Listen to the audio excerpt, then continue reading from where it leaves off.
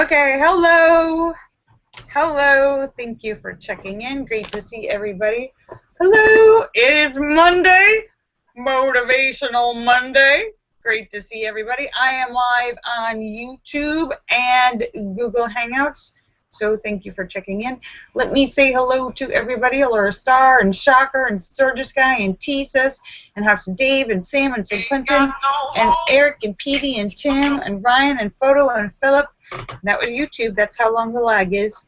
And Star Raven and Mark Mean and Angie Jonas, Angie Tomlinson, Fairies Lover and Lucky Girl and Sue. Sturgis Guy and Jim Dandy and Bill Knaus and Scott Kimmis and Cosmic Joe and Sam and St. Clinton and Wing Doggy and N1QOV and Joe Barney and Red Stapler and Terry Sue and Bobby. Boot and Sweet on YouTube. Hello. We haven't seen you in a very long time. Great to see you, Boot and Sweet. Good to hear that you're still alive. Thank you for checking in. Great to see you all. Today's Monday, Motivational Monday, and I'm feeling good today. I had a list of things to do. I made a list of things to do that I wanted to do today, and I did everything on my list. Yay. And so today there will be no complaining and no crying. Motivational Monday. I'm still suffering greatly with post-traumatic stress. I'll tell you about that. And I saw the doctor today and talked to the other doctor. We're going to set up, next week I have another appointment. We're going to set up meetings for an MRI and also meetings with a neurologist to figure out, because besides post-traumatic stress, there's something else going on. I mean, think about it. I had blunt force trauma, boom and boom, to both temples. Your brain is a computer. If you hit a computer, if you take a hammer and hit your computer on both sides, things are going to come loose. Things are starting to be like, so something is, yeah. So blunt force trauma that resulted in unconsciousness. So that was a shutdown. That's like when you turn your computer off the wrong way. We had so we're going to follow up on that. I have tomorrow a meeting with a psychiatrist about the post-traumatic stress, and hi, Tesis. No, you cannot have my computer, Boot and Sweet. If I die, I'm going to be buried with it. That's where all my naked pictures are.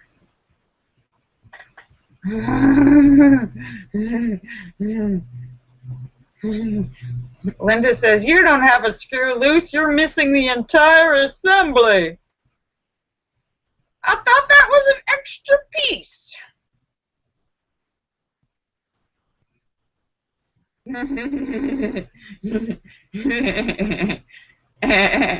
It's funny you're that way, Linda.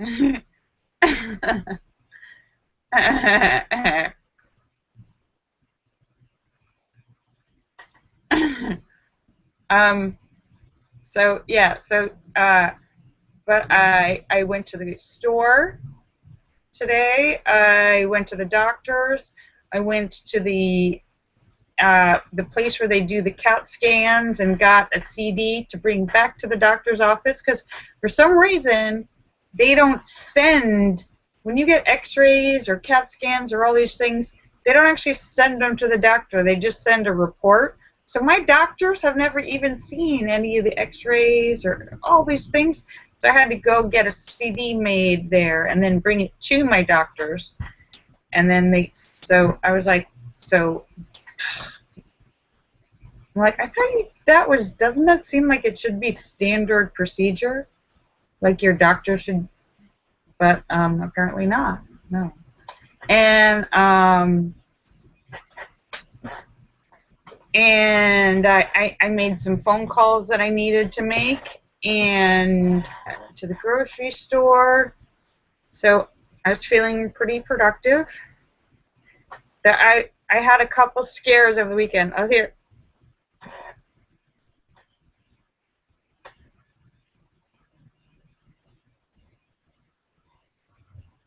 Yeah, Bobby says last 2 years he's almost died twice. Well, good for you, Bobby. Good, I mean, good for you for not dying. Oh no, wait. Let me rephrase that. Keep trying, Bobby. Just because you failed twice doesn't mean keep trying. Don't give up. Sorry, I'm being obnoxious. Ah, chest pains. Oh, that's scary. Well, I hope you're feeling better. I know you and Photo and Kal-El have all been having some really rough health problems. So I am sending positivity to all three of you. Actually, let me also send some positivity to our friend Sam. I hope you're feeling good. I know Sam's been having a really rough time. And also Philip Chandler. Philip Chandler, hope you're doing well.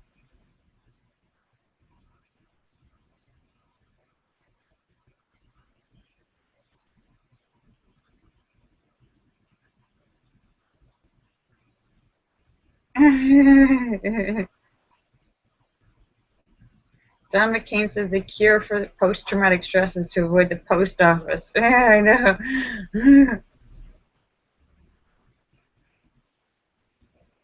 Yeah. And Sue, if for anyone who's friends with Sue on her Facebook, she's just gotten back from, what were you gone for, like 2 weeks in France? And she was not in Paris at the time of all the craziness, but she did a tour all around France. So it's a beautiful place, wonderful place to visit. She had a great time. Hey, Troy Terry, great to see you. Oh, she did change her plans, and she didn't go to Belgium or the Netherlands as they'd originally planned. Yeah, it's a shame of all the craziness that's going on, but I mean, you're all of Europe, but I have a special place for France in my heart. You know that. But yes, she's okay. She wasn't there when any of that crazy. She was in the south of France when all of that was happening. So, but she had a great time. Belgium is like, yeah.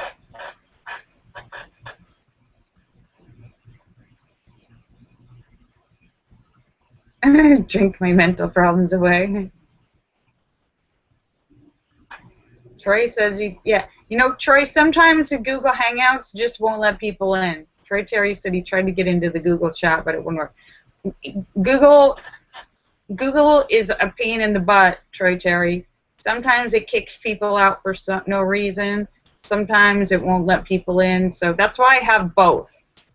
Because Google is like, I have no control over it. It's just like, it's its own monster. But, look, and I changed clothes. I parted my hair on another side. Can you tell? I usually part my hair on this side. I parted it on this side. I don't know if you can tell. It's such a big difference, huh? It looks like it's more. That's kind of, just a little off center, actually. I'm not really on the side. You're right. I'm going to have to do it more. I'll do it more.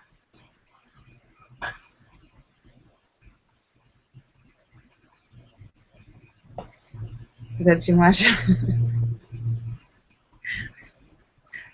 All right. Well, I'll play with my hair after I'm talking.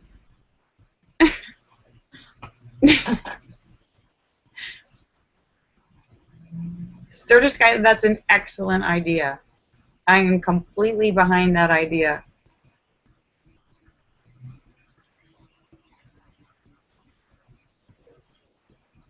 Wait, Linda says you almost look like you in that famous picture of you. Which picture is that?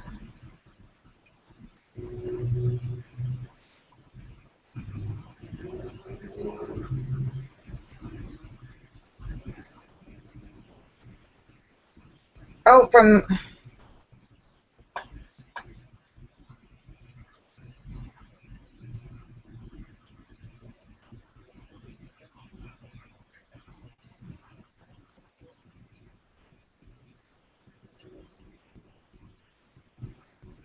This one?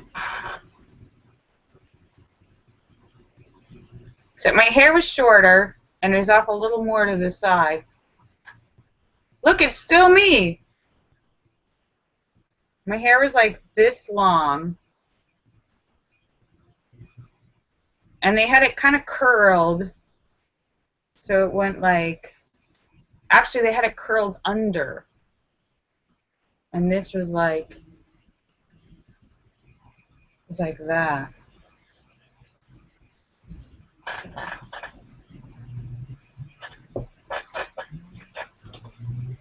It's still me! I haven't changed!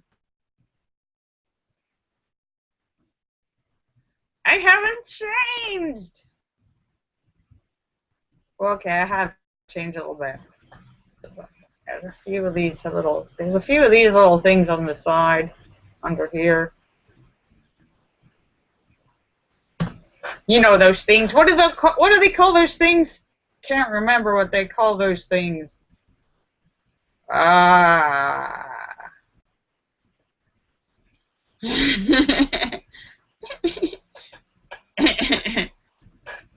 So I'll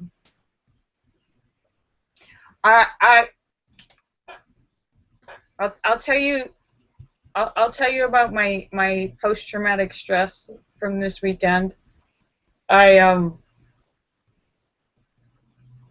I'll tell you about my post-traumatic stress episodes from this weekend. I was in my house and I went to empty the trash. So I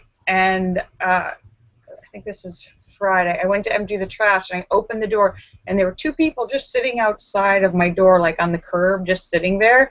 And so I open the door and I go, and I scream, but not like a little like, oh! I scream like a horror movie scream, like full-on blood-curdling, like, ah! And jump back, knock over the coat rack, which is right here by the door. The coat rack goes flying. I slam the door, lock it, open the window, and go, what are you doing here? And they're like, sitting? I'm like, you can't be here! This is private property! And they're like, okay, sorry.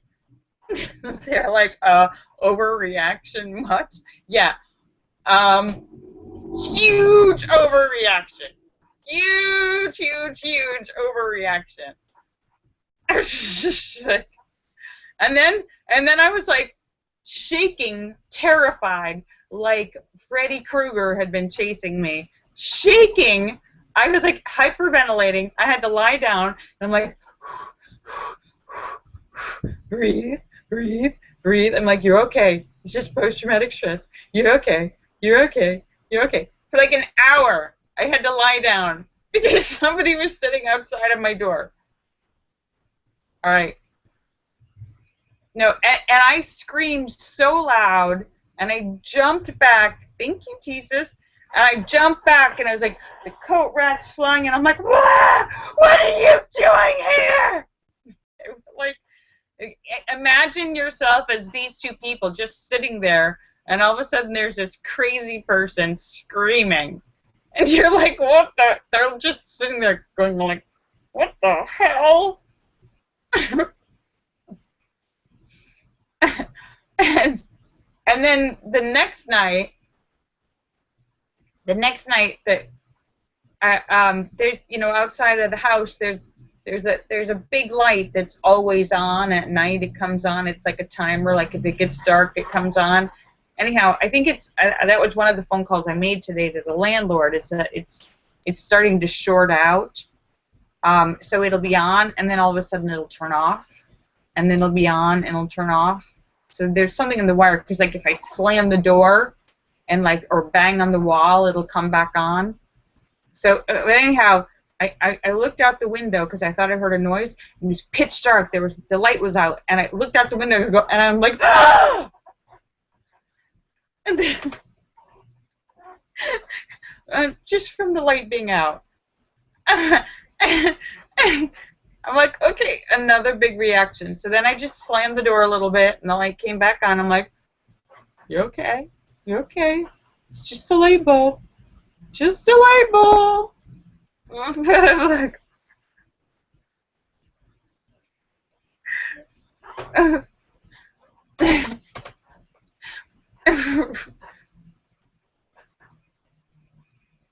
oh, thank you. Tisa says he would like to buy me a new pair of shoes. Yes! I would like a pair of Christian Louboutin.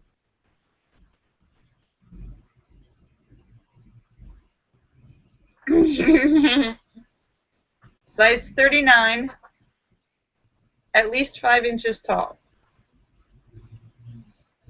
The tallest they have.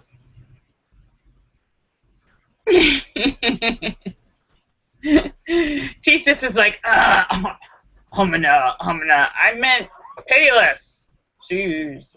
Fever. For anyone who doesn't know, Christian Louboutins are like $1,000 to $2,000 shoes.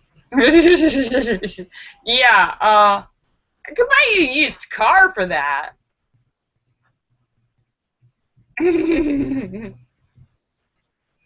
so, and also, I think I told you guys, was it Friday?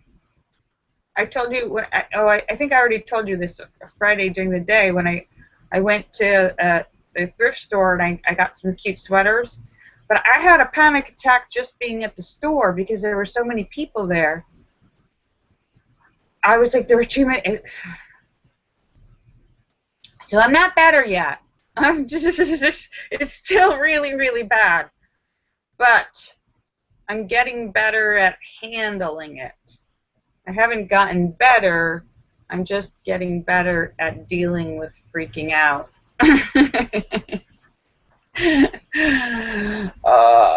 So yeah, so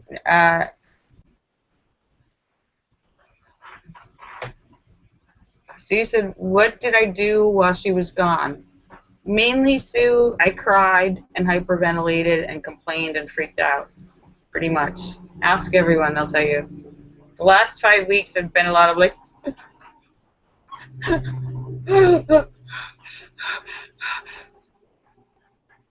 that's been pretty much it.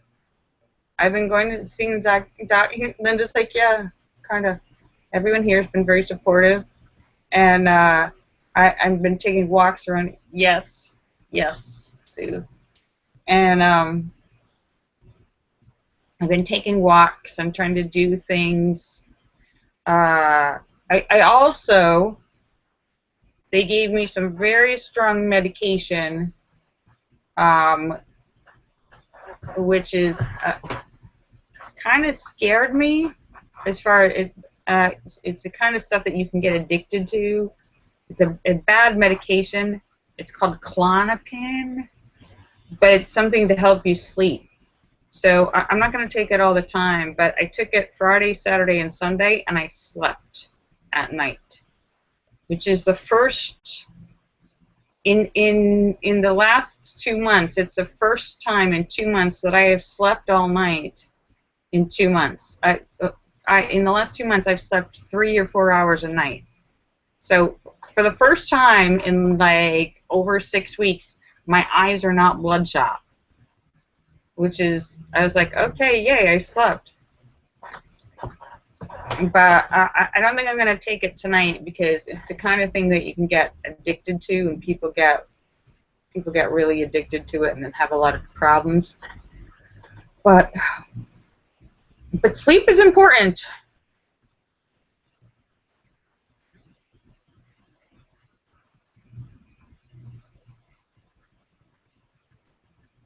Booten Swede says, do not take that medication. That's the stuff that mass shooters take. Booten Swede, I'm going for my permit tomorrow.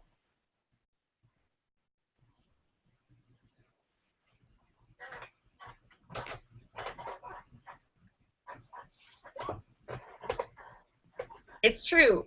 All of these medications come with all these crazy, like, 2 pages of warning labels that are supposed to be like, if you're taking something for like depression, it says might cause depression or suicidal thoughts. I'm like, what the hell?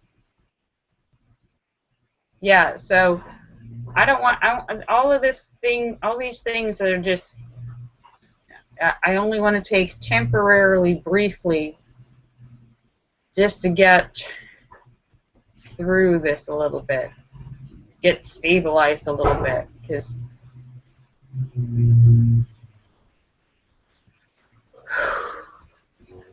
but I'm going to see the neurologist because in the last 2 months, I've been so focused on the post-traumatic stress and freaking out about that, I haven't noticed other little things. And I've noticed that my eyes have gotten worse. I think I might have mentioned that to you guys. But in 2 months, your eyes get worse gradually through time, but not so quickly like in 2 months. Because I just had an eye exam this year, and I was 1.75, and I've been wearing those and being able to see fine. And in the last 2 months, suddenly that was blurry. And now I'm like up to the 2.0. But that's since getting hit on the head. I'm also noticing that I'm having a really hard time writing and spelling. And it doesn't matter if I'm writing on paper or typing. I'm typing, and my spelling's always been bad, but now it's not just like reversed. And it's not just that. I'm having a hard time, like, there seems to be like something like disconnecting between brain, eye, hand coordination. It's like something is not flowing normally. Susan's like, you have a tumor. Well, I did have the CAT scan, and they didn't see any tumors. I can tell you that, which is something I've always worried about. So I do know that now. Sturgis guy said his cousin drank gallons of Diet Coke and almost went blind. Okay, why the hell would you drink gallons of Diet Coke, first of all? That's a chemical.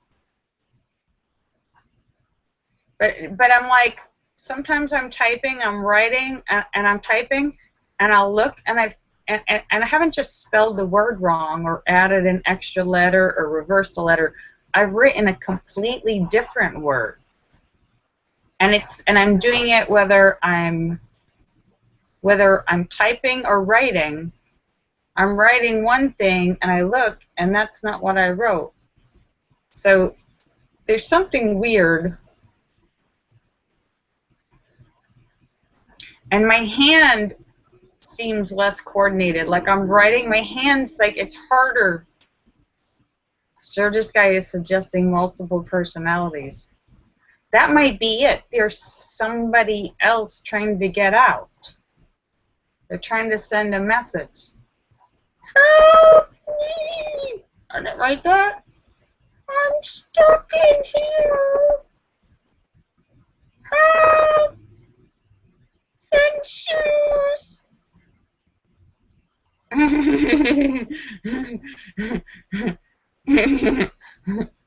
But my hand, like, I'm having trouble, like, writing. My hand seems like stiffer, like it's harder to. Normally, you don't really think about writing because you've been doing it since you were little. Like, now it's like my hand is like, I feel like I've just learned to write. Remember when you were little, when you first learned to write, and you had to focus on what you were doing, and your hand kind of cramped a little bit, and you had to like really like pay attention to what you're writing? My hand feels like it's just learned to write. It doesn't feel like my hand used to feel writing. And my writing's gotten sloppier, harder to read. I'm writing the wrong words. I'm writing and spelling things. Sometimes I'm writing something, and like I'll start writing a word, but I don't write the first letter. Like the word blonde. I go to write blonde, but I don't write the B, I write the L. I just write, I think I'm writing blonde, and I look at the paper and it's just L. It starts with the L, O-N-D-E. So something, because I'm like, I thought I wrote that.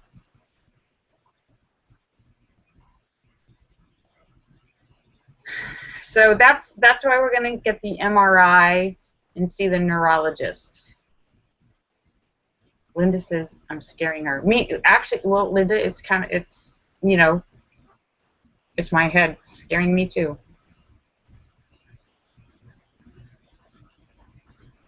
It's so I've it's, you know, I've been only seeing the post-traumatic stress all this time, so I didn't really, the other symptoms are smaller and quieter, so I wasn't really like seeing them as much. And now I'm like kind of like, I'm calmed down a little bit about post-traumatic stress. Like, it hasn't gone away, it hasn't gotten better, but I'm not freaking out about it. David Jones says, "Do you have a cabin in the woods to go to?" So I feel like there's some circuitry, like this, you know, when I was using the image of a computer that got thrown, dropped, banged around. Your head is the most complicated computer in the world. Your head is all circuitry, and it got banged. It got blunt force trauma from a fist here, and then blunt force trauma from the ground here. It caused unconsciousness. This caused unconsciousness. So my brain got jangled too, like it got boom boom. Your brain's not supposed to bounce. So I got a boom boom, so which means my brain went boom boom.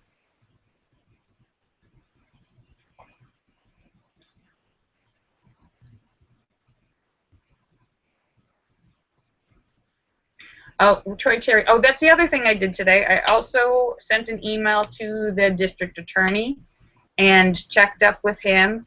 And he said there's been no change, no movement, no nothing. He says this is just the start of a long process. So I don't think things are moving very quickly, but I guess that's normal.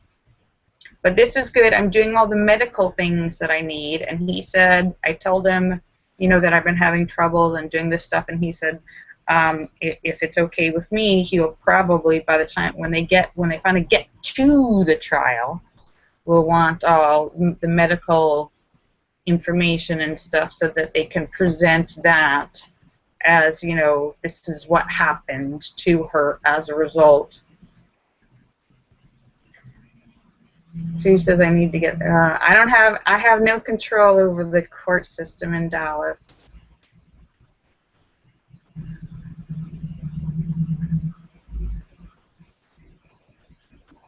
Putin says your mind is affecting the light outside of your house, and I am becoming the lawnmower lady. I don't even know what that means.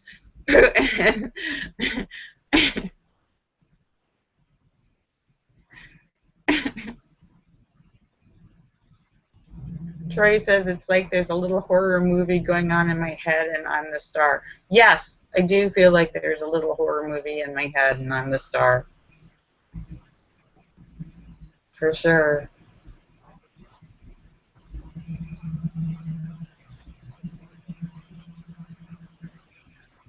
Here, Allura, this is me from the practice, right? Look. Remember when you saw it and you're like, wow, you don't even look like that anymore.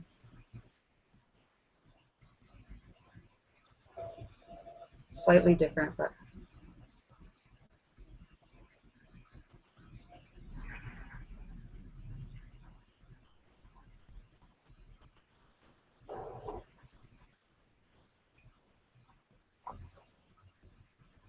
The longer hair. Is that the one, maybe the one on my IMDb? That one, yeah. Oh, that one was style. That was, someone else did the hair and makeup on that. And that was a professional photographer. And also, that one's slightly different because I'm kneeling on the ground, like, doing like this, and the photographer's above me. So the angle is slightly different because it's from above.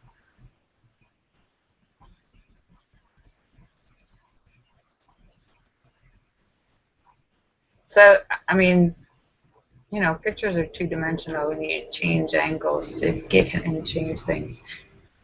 That's also an old, I'm also younger. Considerably younger in that picture. Very skinny and very young. That picture is like 15 years old. And I'm ageless. It's true. It's true. And Linda's like, So this guy says, I like heavily tattooed women. I saw, okay, speaking of heavily tattooed, I saw on somebody's Facebook, there was some sort of like, somebody had some sort of link for like most painful, horrible places to get tattooed. And there was video of one of these conventions, tattoo conventions, and there was a girl there getting her butthole tattooed live in public, like she's like on a table on her hands and knees with her butt out, and the tattoo guy, Linda's going, ew. I know it. The tattoo guy, and a tattoo for those if you're not familiar, it's a little needle. It's a big needle poking, injecting dye into. I mean, it's painful. It's getting the whole butthole tattooed with I don't even know what. And she's like, oh, it hurts so good. I'm like, what the hell is wrong with you? What happened to you? What happened to you? What happened to this girl in her childhood that she feels good getting her butthole tattooed on a table in front of a crowd of people in public? Oh! Linda says, I hope she didn't fart.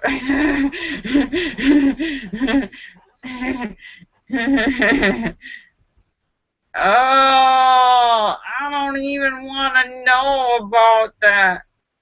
And tattoos, you're supposed to, you know, when you get a new tattoo, you're supposed to keep it covered with like Neosporin and stuff so it doesn't get infected. Your butthole, poison gases and stuff comes out of your butthole. That's the place it's the most easiest to get infected. What the hell is wrong with that girl? And why? Why? Does she plan on showing her butthole to a lot of people? She can't see her own butthole. You can't. I mean, look. I'm looking. You can't see. You can't see your butthole. Only other people can see it. So why? You can look in the mirror. Yes, you can look in the mirror, but you can never actually. You can only see a reflection. It's almost, unless you're in Cirque du Soleil. Let me phrase it. There are a tiny amount of people with the flexibility to like twist their bodies around and see their own butthole, but that's a very small amount of people, and I don't think this girl is one of those. So the only reason you would want your butthole tattooed, yeah, and Linda says, and most people don't want to, yeah. Like if I had a tattoo, I'd want to be able to see it. So she must be expecting to be showing it to a lot of people. I don't know. I don't want to be judgmental, but what happened to her? What happened to this girl? She needs to be on all fours in a table getting her butthole tattooed in front of a crowd. And don't even get me started on the guy who's had his nose cut off and his ears cut off and steel things put in his forehead and his tongue split into two and his eyeballs tattooed black and red. Don't even get me started on that. Like, I'm a monster. Yeah, you think it's cool now. Yeah, that's a real guy. I saw pictures of a real guy, some body modification uh, uh, guy who's obsessed with it. Had his ears cut off. Little, like, studs in his head. Little metal studs in his head and on his cheeks and stuff. Had the end of his nose cut off. So it's like an open hole. And his tongue split, so he's like a forked tongue, like, and eyeballs, the whites of his eyeballs, I think one was red and one was black, and then his whole face tattoos all over, like red, like he wanted to look like Darth Maul from Star Wars. What? I don't want to be judgmental, but what happened to you?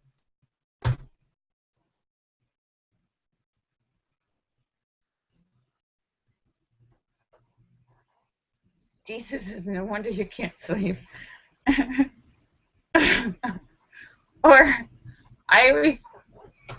Okay, I'm just about to sign off, but not to be, like, totally, like, coming down on people with tattoos, because a lot of people like tattoos, and, you know, it's not always horrible. I mean, David Beckham, I don't care how many tattoos he has, but you see pictures of, like, you know, criminals and people who've been, their mugshot, and they got a tattoo that says something like bad guy or thief or something. The tattoo says something horrible, and then you're like, they're like, oh, I wonder how you were caught.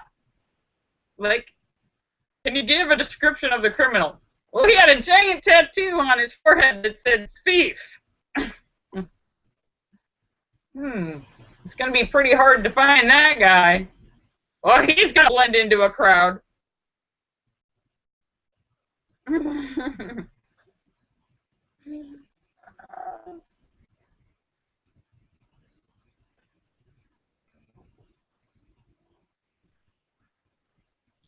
David Jones.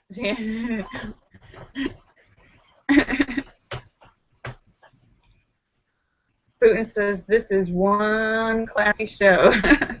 And he wants to meet the girl with the butthole tattoo. She might be just emotionally damaged enough that she would be willing to go camping in the woods with him.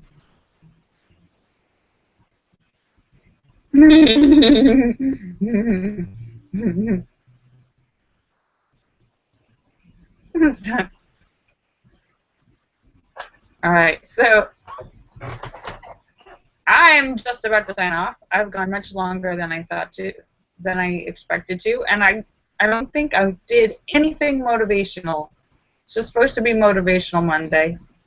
I don't think I motivated anyone except to dissuade you all from getting your butthole tattooed.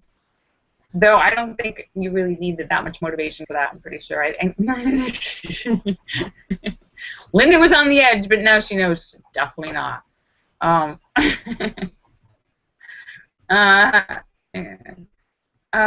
yeah, so this is a classy show. Hi, Tesis. Hi. I'm just about to sign off, but I hope I've at least entertained you if I haven't motivated you.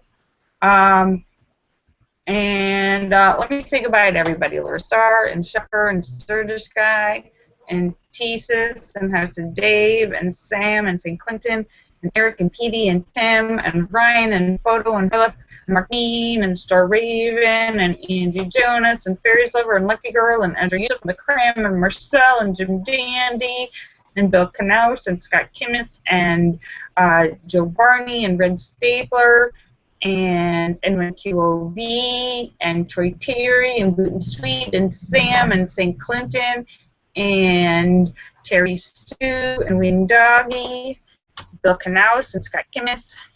let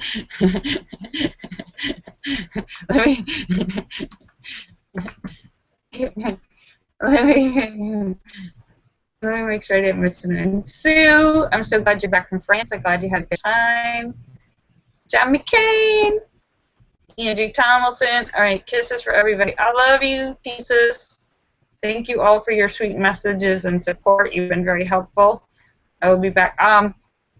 Tomorrow I have a 4 o'clock meeting. It's possible. I'm not sure how. This is my first meeting tomorrow. I might not. You know what? I might not be able to do a show tomorrow because I don't know if it's going to take an hour. It could go longer. Why don't we say I'm not going to be here Thursday, so I probably won't be here tomorrow, but I'll be Wednesday, okay? So there'll be no terrible Tuesday, no trauma Tuesday. But I have a 4 o'clock meeting, and yeah, and I don't want to like rush it or be late or have you guys waiting, so, and I'm going to walk there and walk back. So, but tomorrow's the first meeting with the psychiatrist at the health center. So all right, kisses for everybody. I love you. Troy Terry says, how do you tattoo an eyeball? Yeah, and why? And why? Yeah, Troy Terry. If you look up like your freaky, crazy tattoos on the internet, you're going to see stuff that'll scare you. I love you guys. Bye. Bye.